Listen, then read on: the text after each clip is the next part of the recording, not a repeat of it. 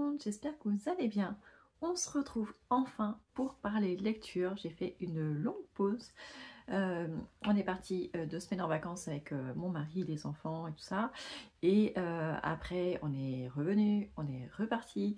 Enfin bon, ça a été un été très très mouvementé, très très chargé, duquel je ressors assez fatiguée, honnêtement.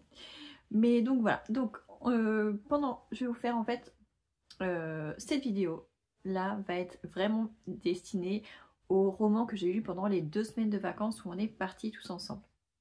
Et après je vous ferai une deuxième vidéo avec les livres que j'ai lus depuis qu'on est revenu de vacances. Voilà, donc comme ça fera ça fera 2 vlogs parce qu'en fait pendant les 2 semaines où on est parti, j'ai eu le temps de lire 5 livres et demi. Franchement, à chaque fois que je pars en vacances avec les enfants, je ne sais pas du tout ce que je vais pouvoir lire parce qu'il y a des moments où je ne peux rien lire du tout parce qu'il faut les surveiller en permanence, il faut être avec eux dans l'eau, jouer avec eux et tout ça. Et il y a des moments où ils sont totalement autonomes ou alors je peux me reposer sur mon mari, mais je ne peux jamais prévoir à l'avance.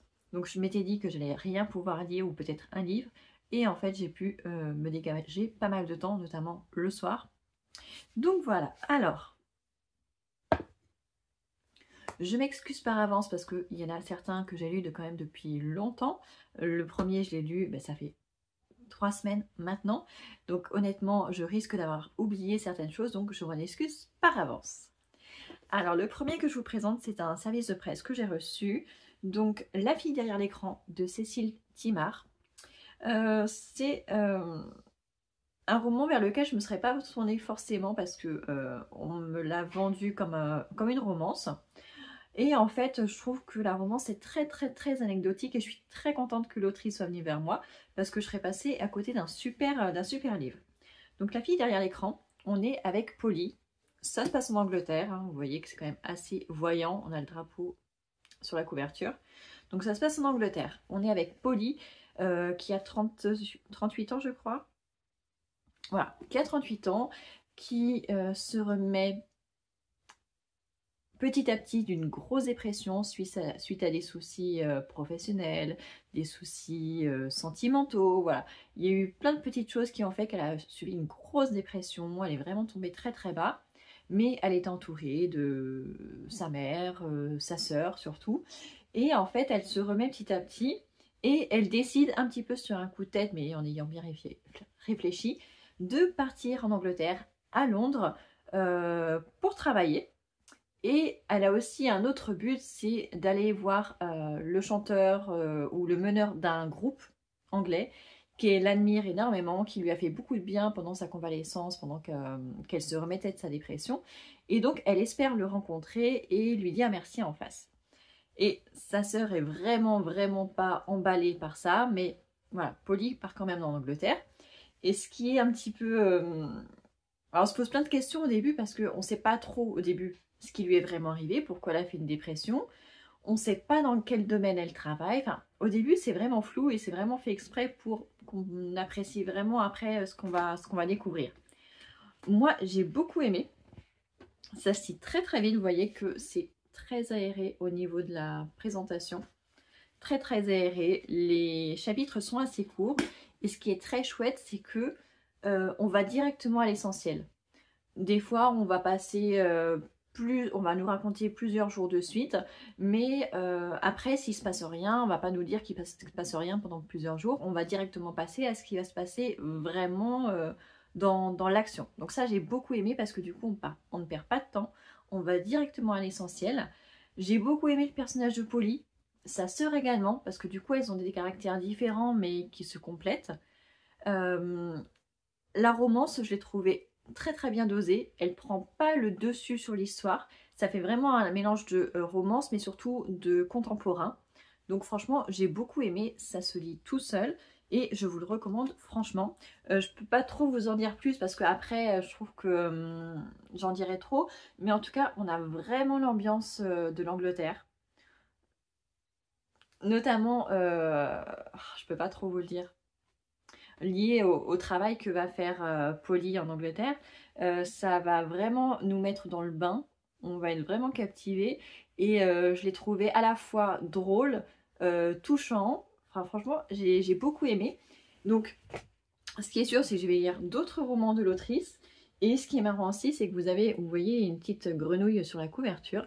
Et en fait, tous les livres de l'autrice ont une petite grenouille quelque part cachée sur la couverture. Enfin, pas forcément cachée, mais elle est présente sur la couverture, donc c'est un petit peu sa signature. Et étant donné que c'est un service presse et que l'autrice est super gentille, elle a un petit code promo pour vous. Donc le livre est à 15 € et il ne se trouve pas partout. Vous ne le trouverez que sur son site internet, que je mettrai en barre d'infos, qui est ceciletimard.fr. Le livre est à 15 € et jusqu'au 2 septembre. Jusqu'au 2 septembre, vous avez 10% de réduction avec le code AURORE, A-U-R-O-R-E, sur ce roman-là, mais uniquement sur celui-ci, pas sur ces autres romans. Voilà, je préfère le préciser. Donc voilà, c'est tout ce que j'avais à vous dire sur ce livre. Mais ouais, comme je disais, moi c'est sûr que je vais lire les autres, parce que déjà, avant de lire celui-ci, quand j'étais allée voir ces autres romans, c'était pas celui-ci qui m'intéressait le plus, il y en avait d'autres dont les titres me plaisaient énormément. Et je m'étais dit, je vais attendre déjà de lire celui-ci. Donc je suis sûre de relire les autres romans de l'autrice, peut-être pas tous, mais certains, parce que franchement j'ai beaucoup aimé la manière d'aborder les choses, de mélanger les genres, et voilà, moi je suis conquise. Donc voilà, je ne peux que vous encourager à lire ce roman et à soutenir une autrice auto-éditée. Donc franchement, allez-y, les yeux fermés. Si vous avez à peu près les mêmes goûts que moi, je suis sûre que vous allez aimer. Donc voilà pour celui-ci. Ensuite, vous vous souvenez, j'avais commencé la villa au mois de juillet. J'avais lu juste un chapitre ou deux et j'avais arrêté. Donc là, je l'ai repris. Je l'ai même terminé. Donc, on est sur une histoire de télé-réalité qui se passe dans une villa sur une île espagnole, laquelle je sais plus. Je sais plus sur quelle île, mais en tout cas c'est une île où il n'y a que cette villa. Il n'y a rien d'autre, c'est une île qui est totalement déserte sinon. La maison a été vraiment construite, je crois, juste pour ce jeu télévisé, avec 92 caméras, seulement 8 participants. Et en fait, le but c'est de trouver l'âme sœur. Au début, quand j'avais pas vu que c'était ça dans le résumé, c'était pas forcément écrit, vous savez que je lis pas en plus les résumés, mais je m'étais dit, 8 participants pour trouver l'âme sœur, ça fait 4 garçons, 4 filles, ça fait très très peu quand même. Je trouvais ça un petit peu bizarre. Et en fait, ça ressemble un petit peu, enfin, ça fait un petit peu l'île de la tentation finalement. C'est plus ça que vraiment une télé-réalité. La particularité de cette télé-réalité, c'est que elle est diffusée en direct en 24 h sur 24 sur internet et non pas sur une chaîne télévisée, ce qui fait que la production a le champ libre sur tout, ils peuvent faire ce qu'ils veulent exactement. Et ce qui rajoute un petit peu de piment quand même dans cette histoire, c'est qu'au début on fait la connaissance d'une journaliste qui voilà, est pas très bien dans ses baskets, elle couche avec son patron qui est marié, enfin voilà, elle est dans une situation vraiment pas saine du tout. Et sans qu'on lui demande son avis, son patron l'inscrit à la télé-réalité. Elle est censée y aller sous un faux nom, une fausse identité, pour espionner et leur donner des scoops en avant-première pour que eux puissent... parce qu'elle est journaliste, donc elle travaille pour un journal. Et donc le but c'est que le journal puisse balancer des infos voilà, inédites avant les autres. Donc voilà. Et rien ne va se passer comme prévu. On sait dès le départ que quelqu'un meurt, c'est le premier chapitre. On sait qu'une femme est retrouvée morte à côté de la piscine, mais on ne sait pas qui c'est et on ne sait pas comment. Et en fait, bah, du coup, on va découvrir ça petit à petit. On va suivre la télé-réalité de avant comment la journaliste va se préparer pour y aller, ce qui va se passer quand elle va rentrer. Voilà, on va suivre le déroulement. C'est assez cru. C'est assez violent. Il y a de la violence verbale, il y a de la violence sexuelle. C'est vraiment très violent. Je m'y attendais pas, franchement. Pas à ce point-là. C'est très cruel. Très machiavélique. Mais franchement, c'était quand même vachement bien. Pourtant, au début, les 2-3 premiers chapitres, ça paye pas de mine. Mais plus on avance dans l'histoire, plus on est scotché. Enfin, en tout cas, ça a été mon cas. Il y a des choses... j'en avais vu certaines, mais la plupart, j'avais pas vu venir. Et jusqu'à la fin, vraiment jusqu'à la fin, à un moment on était peut-être à 90% du livre, je dis bon c'est bon maintenant c'est plié. Et en fait non, l'autrice elle en avait encore sous le coude et franchement c'était trop bien à la fin. Franchement j'ai adoré. Donc je suis vraiment pas déçue de l'histoire, même si je l'ai trouvée quand même cruelle et violente. Mais en même temps c'est un petit peu comme le livre Les enfants sans roi de Delphine de Vigan, où du coup on a un petit peu un roman qui nous met devant des situations voilà, qu'on sait qui existent, mais on préfère l'oublier. Voilà, les parents qui mettent en scène leurs enfants sur YouTube pour gagner de l'argent, au détriment des enfants qui sont finalement maltraités. Voilà, on sait que ça existe et pourtant il y a des personnes qui ne peuvent pas s'empêcher de suivre la vie de ces familles-là, sachant que ce n'est pas du tout réel. Et bien en fait là on est un petit peu dans ça. On sait très bien que les télé-réalités c'est du grand n'importe quoi, mais il y en a quand même beaucoup qui continuent à le regarder puisque ça existe toujours. Et bien là-dedans c'est vraiment ça, c'est vraiment la télé-réalité poussée à son extrême en termes de cruauté, de malveillance, enfin, c'est vraiment poussé à son paroxysme. Mais du coup voilà, ça nous permet de se rendre compte de certaines choses, de nous rendre compte de nous, de ce qu'on est capable de regarder, de ce qu'on est capable d'affronter. Euh, juste pour par voyeurisme, par curiosité, voilà. Et donc j'ai trouvé que c'était très bien fait. C'est très intelligent. Voilà. Donc voilà, je peux aussi vous le recommander. N'hésitez pas, si vous l'avez dans votre bibliothèque, n'hésitez pas à le lire. Ensuite, j'ai lu un livre qui m'a été recommandé par ma fille.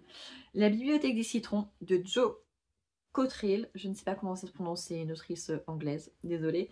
C'est un livre que j'ai trouvé en boîte à livres au mois de mai, juin, je sais plus. Je l'ai pris pour ma fille de 10 ans. Elle l'a lu avant qu'on parte en vacances. Elle l'a relu en vacances. Elle l'a re-relu en vacances.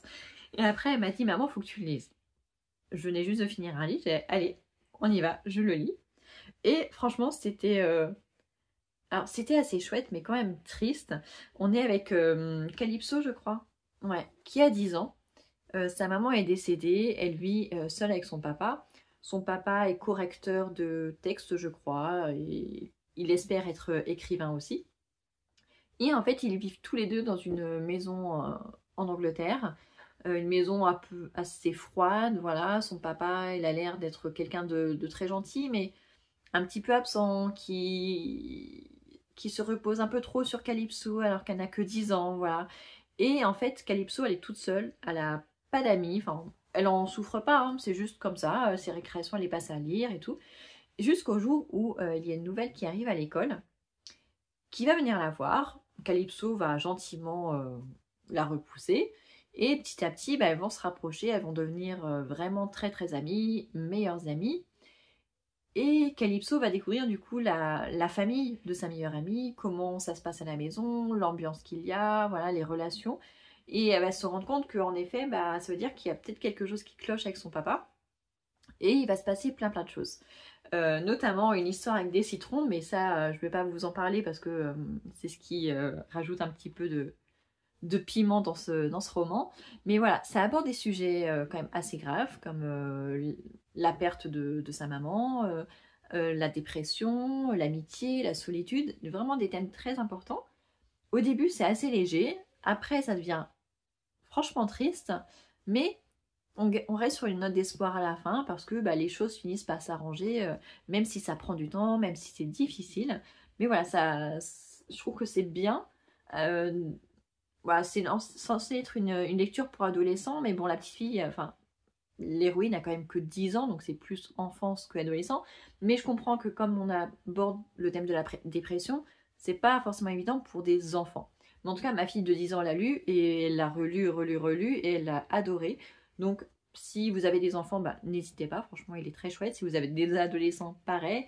Et même si vous êtes adulte comme moi, franchement, il est très chouette. Il se lit facilement. Et en plus, pareil, on est très vite absorbé par l'histoire et aussi immergé dans la culture anglaise parce que bah, les plats qu'ils mangent ne sont pas ceux qu'on mange nous, leur rythme scolaire n'est pas le même. Enfin, franchement, il y a plein de petites choses différentes qui nous permettent de bien situer l'histoire en Angleterre et ça, j'ai beaucoup apprécié. Donc voilà la bibliothèque des citrons. Ensuite, j'ai lu 10 jours avant la fin du monde de Manon Fargeton. Donc c'est un titre, je vous avais dit, hein, qui me faisait très envie. Je vous avais dit que ma fille l'avait eu il y a quelques mois, qu'elle ne l'avait pas lu. Mais en fait, si. Elle m'a dit que si, elle l'avait lu. Et en effet, elle n'avait pas compris la fin. En fait, elle m'a dit, mais il n'y a pas de fin. Donc je me dis, bah, je vais voir. Je le finis et après, on en reparle. Donc si, il y a une fin et je vais la réexpliquer. Et je pense qu'elle va le relire après. Donc en fait, c'est un livre qui est très simple, en tout cas sur le plan du résumé. Dès le départ, on sait que d'un seul coup, il se passe des explosions tout le long de la Terre. Vous voyez, il y a la Terre qui est là, elle est ronde, c'est une boule. Et en fait, d'un seul coup, il y a toute une ligne de la Terre qui est traversée par des explosions dont on ne connaît pas la source. On ne sait pas si c'est un bombardement, si c'est naturel. On ne sait pas d'où ça vient, on n'a pas le temps de se poser la question. Il y a une première ligne qui se fait et cette ligne-là, elle se dédouble et il y en a une qui part de chaque côté de la Terre. Et donc, au bout d'un moment, elles vont se rejoindre, ces deux lignes d'explosion, mais de l'autre côté de la Terre. Les médias relaient ça petit à petit. Les satellites ne sont pas capables de nous donner les images de après les explosions, donc on ne sait pas du tout ce qu'il advient après. Et du coup, tout le monde veut sauver sa peau, aller le plus loin possible pour échapper aux explosions. Et du coup, tout le monde va se ruer petit à petit vers les endroits les plus à l'ouest, en tout cas pour la France. Ça commence dans le Pacifique, je crois. Donc les premiers touchés vont être le Japon et tout ça, puis les États-Unis de l'autre côté. Et donc ceux qui sont en France partent vers l'ouest, donc vers la Bretagne, les côtes atlantiques et tout ça. Et du coup, on va suivre quelques personnages, quelques personnes dans ce roman qui ne se connaissent pas au début, enfin en tout cas pas tous, il y a un couple, donc forcément les deux se connaissent. Il y a un jeune homme célibataire, il y a une jeune femme célibataire, il y a un chauffeur de taxi qui a déjà peut-être 50-60 ans, il y a une policière qui est en Bretagne. Voilà, on va avoir quelques petits personnages qui au début se connaissent pas, mais qui vont se rencontrer au fur et à mesure et qui vont faire un bout de chemin ensemble jusqu'à la fin. Et franchement, j'ai trouvé ça très chouette. On ne sait pas d'où viennent ces explosions. Alors, on ne sait pas si c'est une menace extraterrestre, un truc climatique. Enfin, on n'en sait rien, mais on ne se pose pas la question. La seule chose qu'on cherche à savoir, c'est est-ce qu'ils vont s'en sortir? Qu'est-ce qui va se passer à la fin? Vraiment, c'est que ça jusqu'à la fin. C'est hyper agréable. Les personnages sont très différents les uns des autres. Ils sont pas vides. Chacun a une histoire qu'on nous raconte plus ou moins. Et du coup, ils vont avoir des incidences les uns sur les autres. Et franchement, moi, j'ai adoré les personnages. J'ai adoré l'histoire. J'ai adoré comment ça se termine. Je peux pas vous le dire en plus. Parce qu'en effet, ma fille n'a pas compris la fin. Elle ne savait pas s'il y avait une fin. Et en effet, je peux le comprendre parce que c'est vraiment... Enfin, c'est assez discret.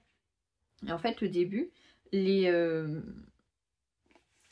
dans chaque chapitre, vous avez le nombre qui vous reste, le nombre d'heures qui vous reste avant l'apocalypse. Vous voyez, H-239. Et du coup, à la fin, on a H0. Et après, enfin, on a quelques petits trucs, voilà, qui nous permettent de comprendre que c'est vraiment la fin. Mais franchement, c'est assez chouette. Mais il y a un truc qui m'a un petit peu embêté à la fin, au début, mais qui a vraiment un intérêt à la fin, c'est qu'on a un roman dans le roman. Parmi les personnages, il y a un écrivain qui est en train d'écrire un livre, et malgré le fait qu'il y ait cet apocalypse qui arrive, il ne peut pas s'empêcher d'écrire, et au contraire, il a encore plus besoin d'écrire, ce qui énerve énormément sa compagne, vraiment. Et petit à petit, on se rend compte, en fait, au début, je zappais les passages du livre qui étaient écrits dans le livre. Et petit à petit, je me suis rendu compte qu'en fait, ça avait un intérêt. Parce que petit à petit, ce qui se passe dans la vraie vie, il l'écrit d'abord dans son livre. C'est pas quelque chose qu'il vit et qu'après il écrit dans son livre. Non, non. Ce qu'il écrit, ça se passe avant que ça arrive dans la vraie vie. Et du coup, voilà, il y a une sorte de recherche de savoir ce qui va se passer, puisque on sait qu'il l'écrit. Donc comment ça va se terminer? Comme si en fait il était Dieu, sauf que ce n'est pas possible, il ne peut pas savoir ce qui va se passer dans l'avenir. Enfin, franchement, c'était hyper intéressant sur la fin.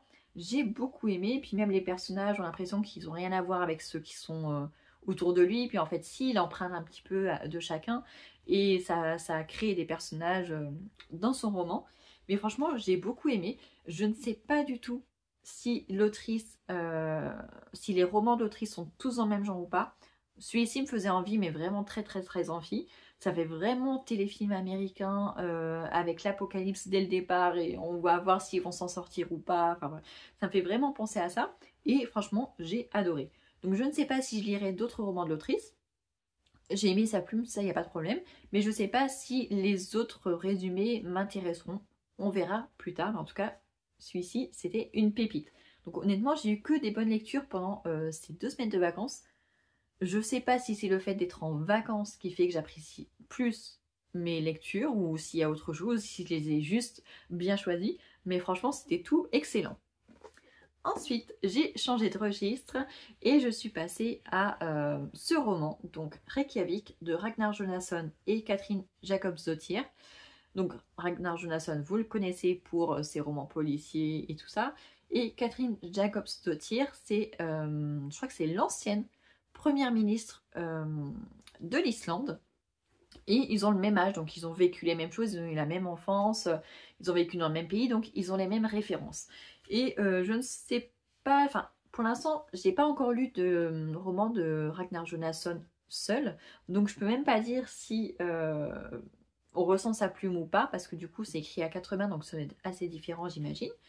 Mais voilà, moi ce qui m'avait attiré dans ce roman, c'est que j'avais entendu que dedans on nous parlait de la rencontre entre Gorbatchev et Reagan qui a eu lieu en 1986 en Islande. Et en fait, du coup, je pensais que ça allait être vraiment basé là-dessus. Et en fait, pas du tout. Mais pas du tout. C'est vraiment juste anecdotique, ça n'a aucun rapport avec l'histoire, donc c'est un peu dommage. Mais j'ai quand même aimé l'histoire. En fait, ça se passe sur une très très longue période. Je crois que c'est en 1956 que ça commence. Ouais, c'est ça. C'est en août 1956. Il y a une jeune fille de 15 ans qui disparaît en Islande, sur une petite île qui est au bord de l'Islande, en face de Reykjavik. Et au début, les policiers cherchent, mais ils ne voient pas où est-ce qu'elle a pu disparaître. Elle est partie avec sa valise, mais on n'a pas retrouvé sa valise. Une disparition inquiétante, mais personne ne la trouve. Quelques chapitres plus tard, on passe 10 ans après, où les journaux, voilà, en reparlent, les policiers essayent quand même de trouver des indices, mais 10 ans après, toujours rien. Après, on passe 20 ans après.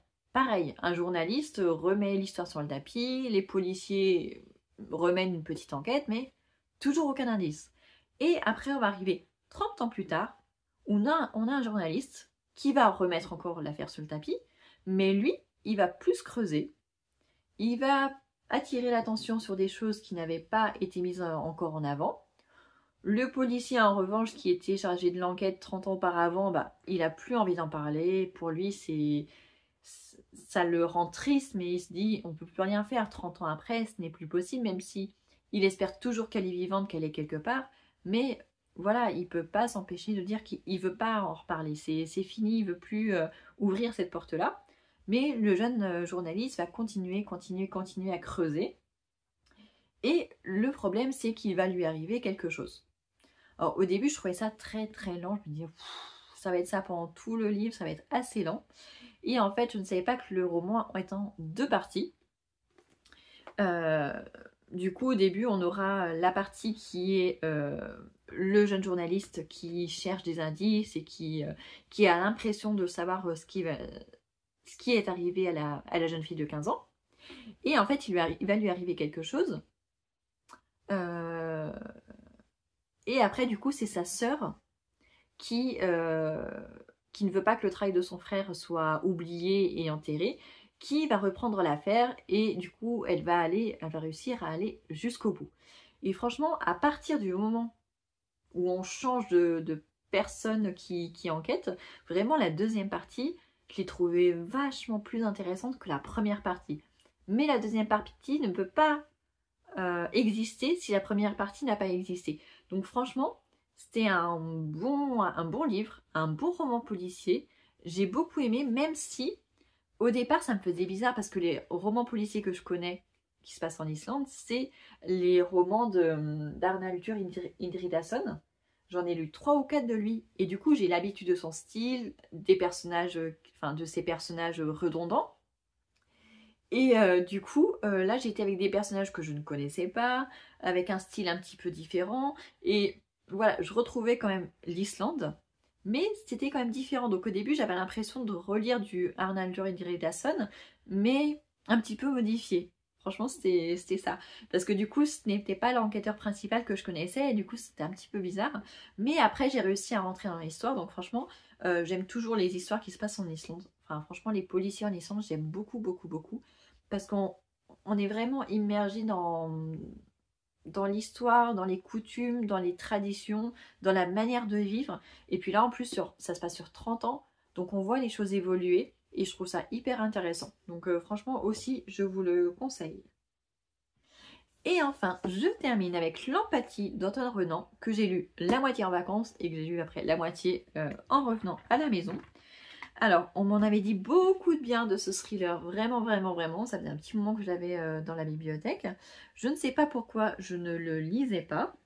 Mais du coup, je me dis, bah, ça va être trop chouette pour les vacances. Et finalement, ça n'a pas été une déception, mais ça n'a pas été une aussi bonne lecture que ce que j'aurais aimé. Pour plusieurs raisons. D'une part, les personnages, je les ai trouvés un petit peu caricaturaux. J'ai trouvé qu'il manquait un peu de profondeur. Il y a un problème aussi de chronologie. Les faits ne sont pas dans l'ordre chronologique. Je peux comprendre, hein, ça permet de brouiller un petit peu les éléments, de surprendre le lecteur au fur et à mesure. Mais j'ai trouvé que du coup, ça nous ralentissait dans l'histoire. Et du coup, ça m'a un petit peu agacé qu'autre chose. On est avec en fait ça se passe surtout autour d'un policier qui a eu une histoire passée assez compliquée, mais qui adore son travail, qui travaille au 36 quai des Orfèvres, mais dans la section des viols. Vraiment, il y a une brigade vraiment spécialisée dans le viol, et lui, il en fait partie. Sa coéquipière, avec qui il s'entend très bien aussi. Et il a sa mère qui est une avocate très très très réputée avec laquelle il entretient des rapports assez difficiles. Au début, on ne sait pas trop pourquoi, on le saura plus tard. Son père est un homme, un industriel très très riche, mais qui est malade. Et on voit qu'il n'est pas très très proche de son père. Donc, beaucoup de choses tournent autour de ce policier qui est vraiment le personnage principal, du début à la fin. Même s'il y a d'autres personnages qui sont importants, mais lui, c'est le plus important. On a aussi sa coéquipière qui a toute une partie qui lui est consacrée où on en apprend plus sur elle, sur qui elle est, qui était très intéressante, ça j'ai beaucoup aimé. Et on a du coup deux méchants, on va dire, deux serial killers, même plus précisément.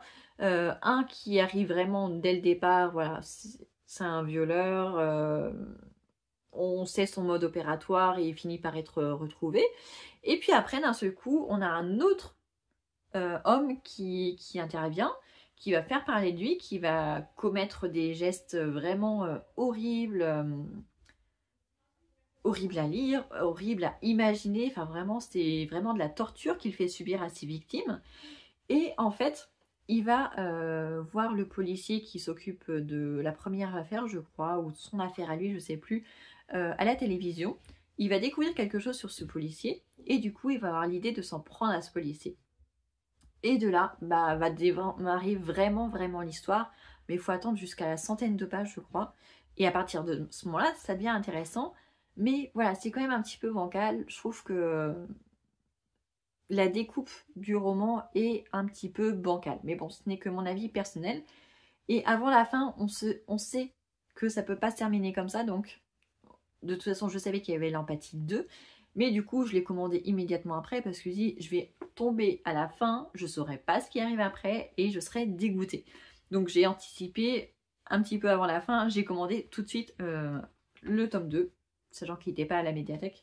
Donc je lirai aussi le tome 2 dans pas longtemps, même s'il y a quand même une vraie fin. Mais voilà, je veux en savoir plus, je veux savoir, puisque c'est vraiment une fin directe, l'empathie 2, on ne peut pas faire plus logique. Donc je le lirai.